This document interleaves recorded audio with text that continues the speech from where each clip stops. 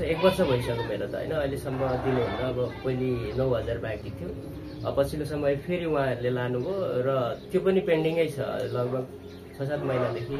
अब मलाई पैसा दिनुभएको छैन। अब कारण के हो मलाई थाहा छैन। अब अधिकारी छैन भन्नुहुन्छ हैन, त्यो पार्टमा मलाई थाहा हुँदैन। मैले त आफ्नो काम गर्ने हो, आफ्नो पैसा लिने हो हैन। अब अरू कुराहरू समस्याहरूको कुराहरू उहाँहरूलाई थाहा होला, तर मलाई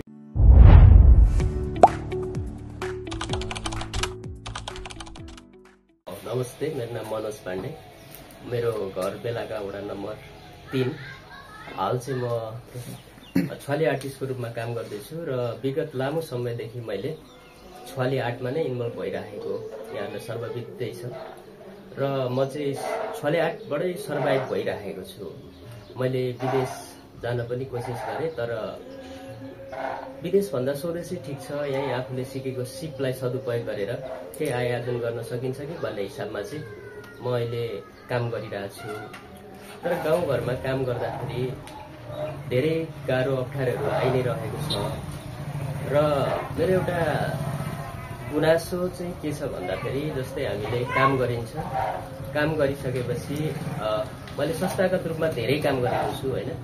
वडादेखि लिएर नगरसम्म जोडेर काम गरिरहेको परिप्रेक्ष्यमा पछिल्लो समय चाहिँ नगरले हामी जस्तो युवालाई यही केही गर्नुपर्छ भन्दाखेरि काम गरिरहेको बेलामा अब आर्टहरू मागिदिने र समयमा भुक्तानी नदिने कारणले गर्दाखेरि कुनै पनि व्यवसाय नभएको कारणले गर्दाखेरि अब आफ्नो व्यवसाय जे छ त्यही नै गरेर चाहिँ आय आर्जन गर्ने हुँदाखेरि अब आय आर्जनको स्रोतै त्यही भएको कारणले गर्दाखेरि लामो समयसम्म भुक्तानी नदिँदाखेरि चाहिँ धेरै कुराहरूमा बाधा पुगेको छ अब हैन। अब घर परिवार चलाउन, आफ्नो स्वास्थ्य अवस्था सुधार्नदेखि लिएर हरेक कुरामा पेन्डिङ चाहिँ ढिलो भइसकेपछि हैन, भुक्तानी पेन्डिङ भइसकेपछि गाह्रो भइरहेको छ।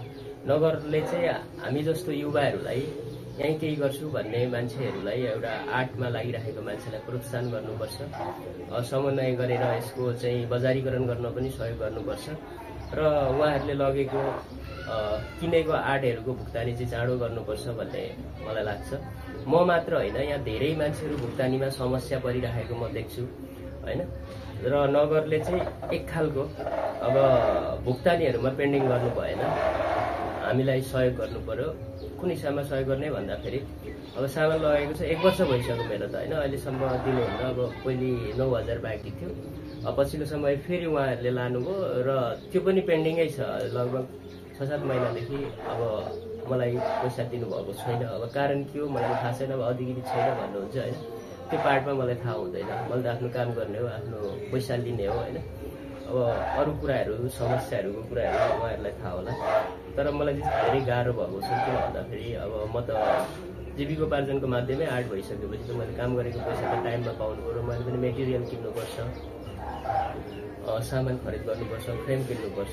त्यो हिसाबमा चाहिँ गाह्रो भइरहेको छ। हामी जस्तै नेपालमै बसेर केही गर्ने मान्छेलाई स्थानीय तहले चाहिँ एक खालको साथ सहयोग र समर्थन गर्नुपर्छ भन्न चाहन्छु म।